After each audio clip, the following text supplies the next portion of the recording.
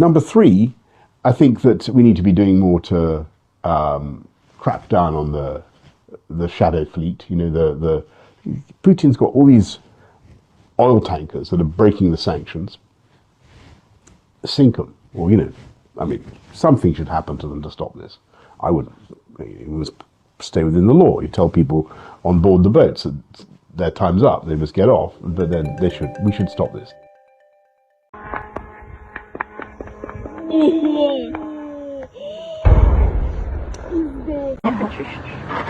Что у тебя на телефоне? Что у тебя на... Он разбитый. А, да? Ё-моё. Интересно, как... Фу, сюда даже звонят.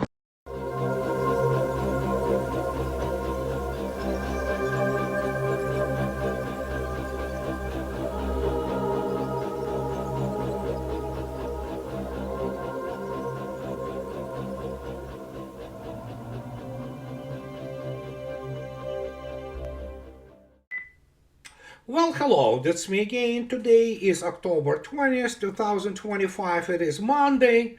Happy Monday, everybody. And as you saw yourself, Mr. Boris Johnson, and you would expect this from him. It doesn't matter that he was prime minister. Any moron can be prime minister in United Kingdom. But the guy evidently does not understand that what he is proposing is called terrorism. And he evidently, as most people in the West, think that they are somehow insulated from justice. Well, not quite. And so we're going to be discussing a little bit about this whole situation with why, for example, in United Kingdom, albeit it is true, well, pretty much anyway in Europe, they are completely, you know, what went off rails because they do not understand that they are so insignificant. And that brings us to a little bit, before we go anywhere further, to this issue of not only special military operation, but what special military operation elicited, so to speak, or if you wish, became the impetus for dramatic change, tectonic in a scale and dramatic in terms of acceleration or speed, in terms of international relations. And here is Mr. Anton Kobякov. And Anton Kobякov is the aide to Mr. Putin.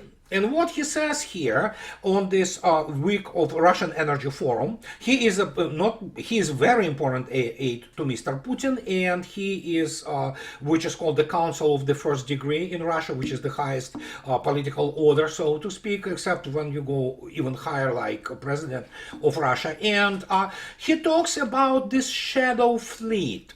And what is shadow fleet? Everybody knows the shadow fleet for some reason as the, you know, some kind of tankers, you know, that whatever the number, I don't remember from the top of my head, 290 or something like that, of Russia, which Russia's bought to, you know, what basically transport its oil and all kinds of other hydrocarbons around the world. And the shadow fleet is not really shadow. It definitely goes under all kinds of what is called cheap, inexpensive flags, like Liberia, obviously. But what Kobякov says, that this fleet is called shadow only by British, and obviously it was picked up immediately by all kinds of the trashy legacy media in the West, but it's not shadow. It's officially registered to all kinds of the inexpensive flags, the practice which is alive for more than 100 years. And the only reason they call it shadow, because obviously British cannot insure it. And keep in mind, all these so-called aspirations of the United Kingdom to become, you know, a superpower, they are all will go for naught, because obviously it's a small country with small economy, and no matter what they do in trying to sabotage, for example, the shadow fleet of Russia, well, Mr. Kobякov is very clear on that, and that is, let me give you some points which have to be understood. First, he says this fleet will grow to 560 ships very soon, and there is no necessity to obviously insure it through London. It's over, because he says we especially Russia and China, well, first, they're rich countries, we insure them ourselves. But there is another thing which is very critical in all that. I mean, very, very critical is already kind of strong word, but we're talking about very, very critical. There will be no any more inexpensive flags which would allow piracy by British, because that's the only thing their navy is good for, against those so-called shadow fleet, which is not shadow, it's official fleet. Now they will be back under the Russian flag. And that means, when he talks about this, Mr. Kobякov, he says very clearly, piracy, you know what happens to pirates. If they want to assault Russian merchant ship, they will be annihilated. And it doesn't matter what it's going to be. Is it going to be some kind of the group of SAS or, you know, other commandos from Great Britain, or maybe they're ships of the Royal Navy? There will be consequences directly militarily, and Mr. Kobякov is very clear on that. So this is also in many respects a historic turn of the events, and it's not only about insurance, of which obviously I was speaking about for a long time now, for years, that essentially Russians denied a huge pie, so to speak, of insurance for such organizations as Lloyd, which of course are, you know, residents of the financial system of the United Kingdom. They are very upset, those poor dears from London City, because obviously China is doing the same. Can you imagine what it is? That's a lot of lost profit, and they were at it for a couple of hundred years or years, you know, basically ensuring everything which moves on the surface of the sea, and suddenly they are becoming irrelevant in terms of the superpowers dealing with their own issues. Can you imagine how can it hurt? Oh yes, it hurts very badly. And this is what is happening. This is now official policy. And yeah, this is another of the, so to speak, vectors along which the whole situation proceeds in terms of the relations with the West and in terms of the United Kingdom, which for some reason, as many believe, and I say this, they believe that committing acts of terrorism or sabotage, somehow it returns them to some kind of the rank of the great powers. No! It's lost this status long ago, and it's not recoverable, no matter how they try, especially considering the fact that, well, military-wise, United Kingdom, the same as the most of Europe, are dependent on the United States in larger scheme of things. Without the United States, they're nobody. They're second, third-tier military powers which can probably attack some kind of island somewhere in the ocean or in some sea, and that will be it. And we spoke about it. And here comes this issue, which demonstrates to you, and I wrote about it, which is the issue how they try to cope. For example, Field Marshal Richards, he was there, I wrote about and elaborated on this in my blog, but I want to repeat it again, that this is independent. This is where he gives his interview. It's same old, but look how he basically formulates things, and this is a very British way, and actually French too. Field Marshal Lord Richards tells the Independent Sam Kiley that Ukraine has been given false hope by its Western allies and cannot triumph against Russia unless NATO forces join fight. And here what he says, said Kiev will not be able to drive Vladimir Putin's soldiers out of Ukraine without the help of NATO forces who won't get involved on the ground.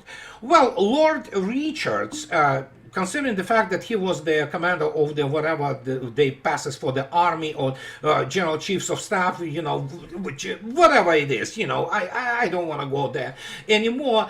He obviously is wet dreaming, because as I already stated many times, that even if NATO all, including the United States, will decide to drive Russians out of Ukraine, it's all gonna end up with the utter destruction of their armies, and well, then Russians will decide to deal with it once and for all, and those European capitals with all those military political elites will be annihilated. But, you know, he's a field marshal of the army, former field marshal of the army, which cannot actually deploy a single combat-ready brigade. Okay, this is less than about 5,000 people with all the equipment. It's risible. And so when you look at it, it's just like, just relax and resign yourself to the fact that you are nobodies. You do not matter, except for, like, FSB warned that United Kingdom MI6 plans to blow up Turk Stream. Oh yeah, it does. So we know this. Many things they do there are covertly behind the backs because this is the only thing they're capable of. But if that hasn't been enough, good Lord, BBC, oh my God, they cannot resign themselves to the fact that they are not important. They cannot even understand what they are dealing with. Look at this. Frank Gardner, security correspondent. This is BBC, British BS Corporation, and the bunch of the morons who work there. You can take a look at Piers Morgan and whatever they are. It's also the pedophile central. But the race for 2 miles a second super weapon that Putin says turn targets to dust. And he begins to describe whatever the hypersonics are. And yeah, Putin says, well, Russians are the only nation which combat use this technology. And look at this. Russia, China, the US, a global contest. The Beijing ceremony raised speculation about a possible growing threat posed by China's investment in hypersonic technology. Today it leads the field in hypersonic missiles, followed by Russia. The US, meanwhile, is playing catch up while the UK has none. UK has none, and it will not have any of it. It has no resources, economic, industrial, scientific, intellectual, together with Europe to develop anything like this. But of course, this jab at Russia in terms of saying that China advancement in hypersonic technology, I have news for them, especially when they talk about that Russia somehow follows China. Well, it's actually other way around and by a mile. And while I by no means want to diminish the amazing achievements of China in all kinds of fields, including military, and there are a lot of things to be admired, China is not even in the same league in terms of the hypersonic missiles, and the only thing they have all kinds of the quasi-ballistic missiles, which, yeah, there is another issue. And it's about multiple independent re-entry vehicles and things China launches.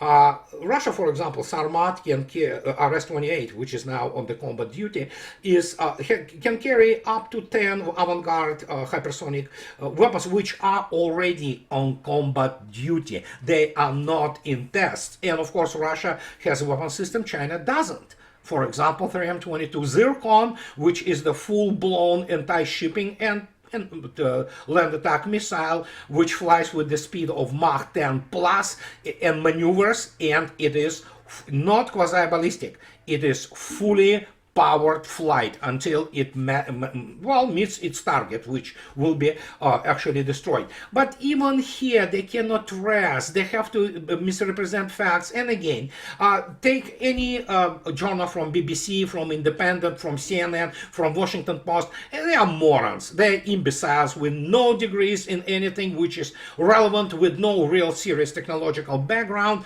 let alone military background. And when this Field Marshal Richards begins to speak about something that if NATO gets in, it is an established fact. It is not anymore. It's fait accompli, by the way, which happened already.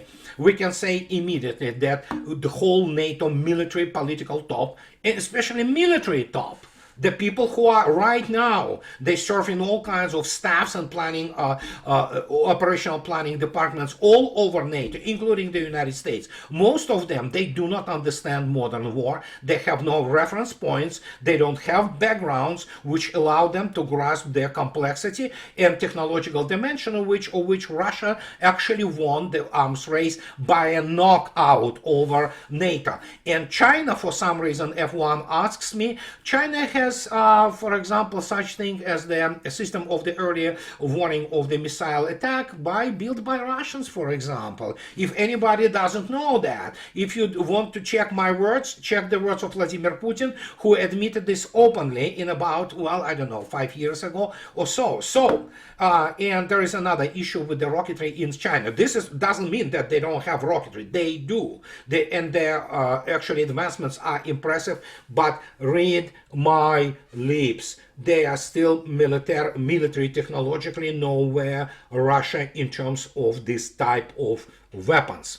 Well, other weapons too. And then, of course, there is another thing which completely annuls all kinds of this garbage when we talk about the fact that Russia is the only country which actually used most of its hypersonic arsenal to a devastating effect in the special military operation. And that is why this coping, this butthurt from all those low lives, one cell organisms which are known as journalists in the West is so indicative.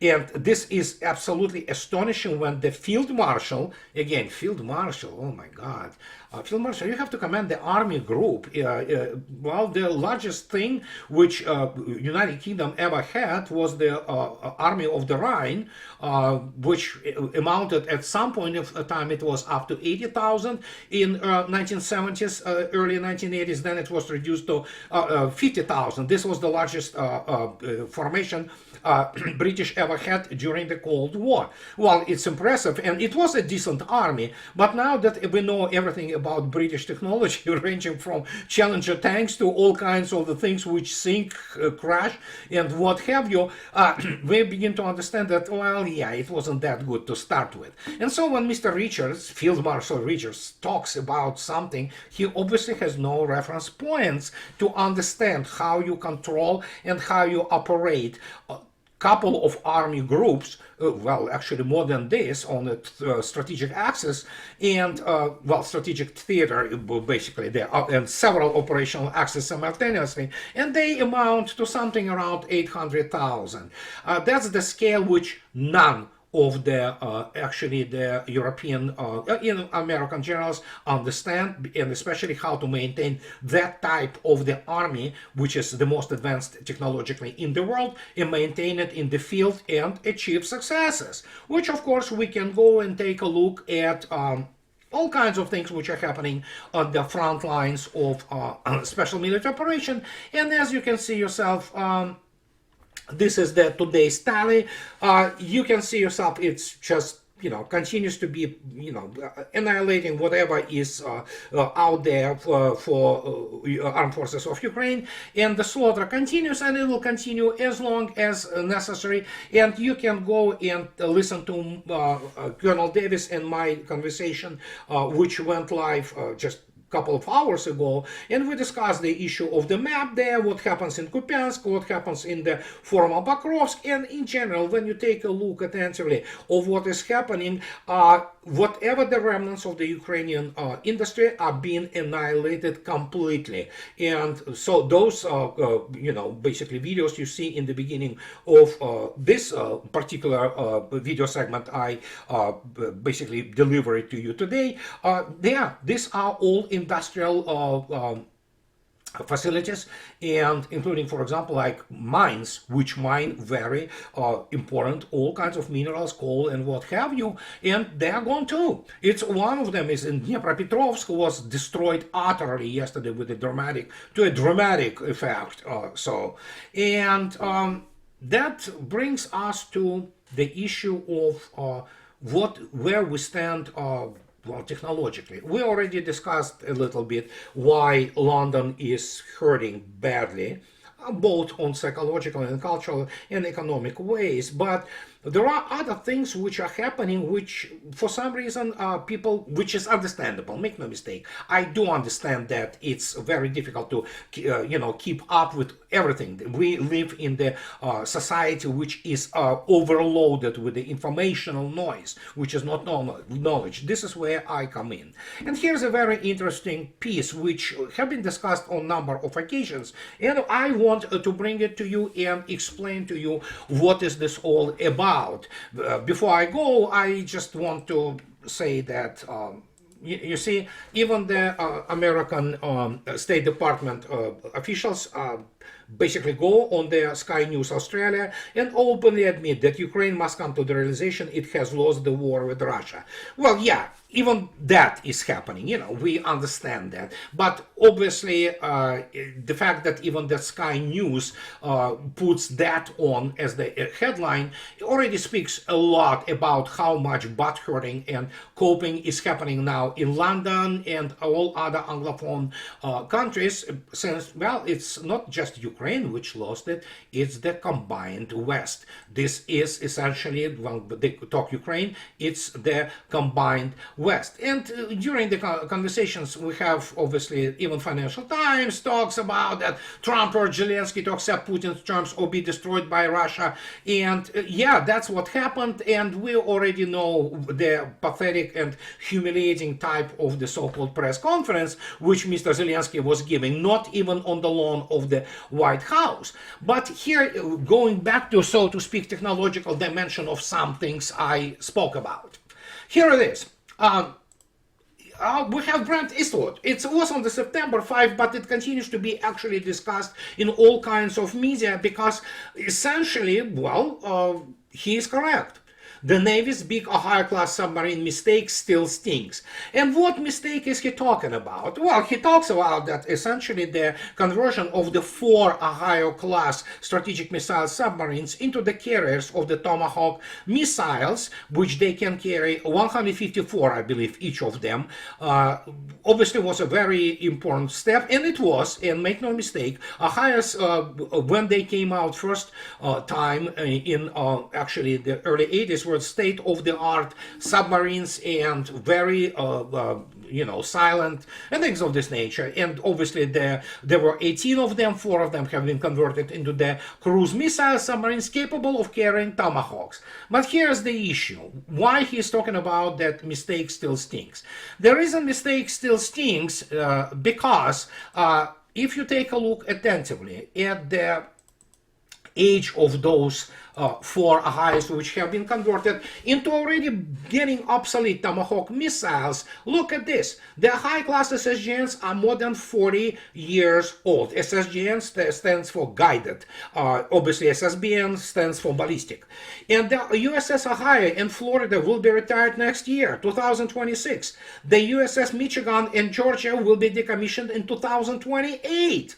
And basically that means that there is nothing there. And he makes a very, very important conclusions of which we have to be reminded constantly.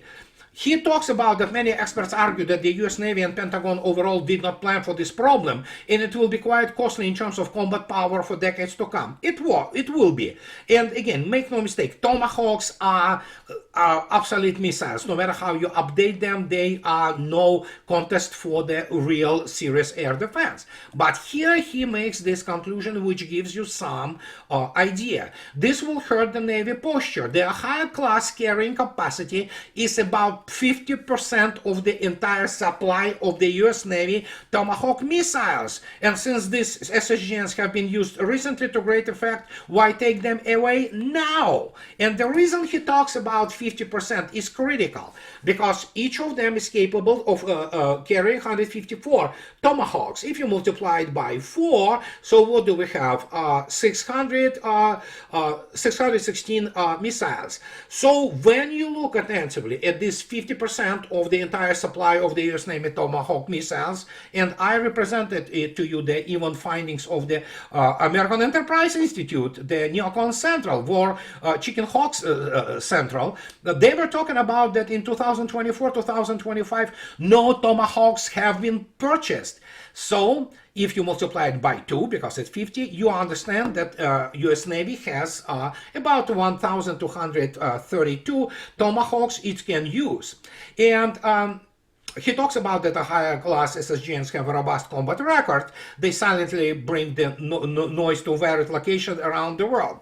So, and it's true, they can launch at the countries which are completely not defended and have no navies and have no anti-submarine forces. But this is not the case for what they have designed for, to attack Russia. And here we have the situation. Russians have fewer carriers in terms of their launch capability, in terms of the launch silos, well, shafts, and the vertical launch systems on their submarines, if you talk about submarines only. Something like this, you know, if you take a look attentively at this is in Petropavlovsk-Kamchatsky, it's one of the Yasin-class submarines returning to its base in Viluchinsk. I live there, and yeah, I know the place really well. So they are returning back to Viluchinsk. It's called the Hornet's Nest in NATO, and they can carry 32 cruise missiles, including anti-shipping missiles, hypersonic ones like 3M22 Zircon. And obviously they lack the number of the vertical launch systems on the submarines, which, for example, those Ahayas has provided. And now by 2028 they will be all gone, while Russians will increase this naval capability dramatically, both through the submarines of the Yasin class and, of course, through the launch cells of the vertical launch system, which is called 3S-14. Or UKSK, on their also kind of surface combatants. But Russians have immeasurably more number of times their land attack missiles, cruise missiles, which are capable to be carried by the Navy, Russian Navy, which is of course 3M14, and including 3M14M, which make Tomahawk look like the backwater, which it's becoming, and with the range of 4,500 kilometers. And then, of course, as I already stated, they have the issue of the which, well, the United States simply doesn't have. This is these are hypersonic weapons. So overall, when you begin to look at what is called correlation of forces and means, and you begin to look at the combat effectiveness in terms of the, God forbid, the war between Russia and United States, if it stays conventional, United States loses hands down. And then, of course, yeah, we're looking in this case at the correlation of forces, naval forces and means, and its strike capability. Russians can shoot down most of Tomahawks. United States cannot shoot anything, which, God forbids, again, Russia launches at the American military asset, let alone on the American United States proper. And hopefully we're not going there. But that tells you something about what you need to know about Mr. Richards, who thinks that somehow NATO forces can somehow play some role in basically driving Russians out of Ukraine. They can't, no matter what they do. And by the time they want to deploy them, they will be gone, and actually any ports, including, well, capitals probably will be gone too, even without nuclear weapons. And now good Lord, I didn't want to do that, but I have to do it. So we have a situation with the Louvre, and what can I say? It is humiliation, obviously. It is humiliation, national humiliation. But there's nothing new for France. But actually, it is also a tragedy. Because obviously, it is always a tragedy when you have first embarrassing, robbery of one of the premier museums in the world. It doesn't mean that everybody are insured against it. No, Hermitage theoretically could be also probably robbed, or El Prado, or Prado, or what have you, English National Gallery. But for some reason, it happens with French all the time. And I couldn't let it go. And while I obviously talk about this tragedy, which, I mean, blatant robbery of the historic treasure, not only just, which could be probably lost forever, because those people, no matter what they say, if they are professionals or what have you, those basically diamonds, those precious stones will be taken out of their frames and sold out for half a price on the black market. Unless, of course, there's some crazy, collector from somewhere, like the, Eli Wallach plays the guy in the How to Steal a Million, one of my favorite movies ever, who buys the things and keeps it for their private collections.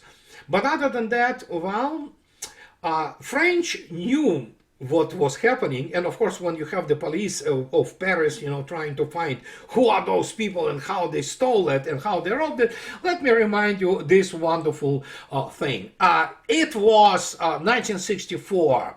And Andrei Naval, the director, he French were really kind of tired of seeing the success of the James Bond movies, so Andrei Naval revived the famous French villain Fantomas, but look how he turned him into. He was a high-tech guy, you know, the villain who did some incredible gizmo technological things, and no, it was amazing.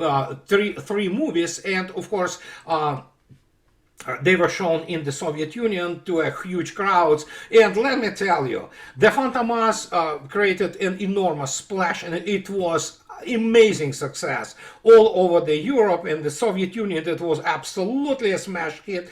And then of course the guy who was trying to catch it is played by, well, Fantomas, and was played by Jean Marais, but obviously the comic figure, the comic relief, who by the way eclipsed Jean Marais himself. Jean Marais had issues with that. Louis de Funès, who played Commissaire Juve, would eclipse him, which he did, because he became the best comic relief ever.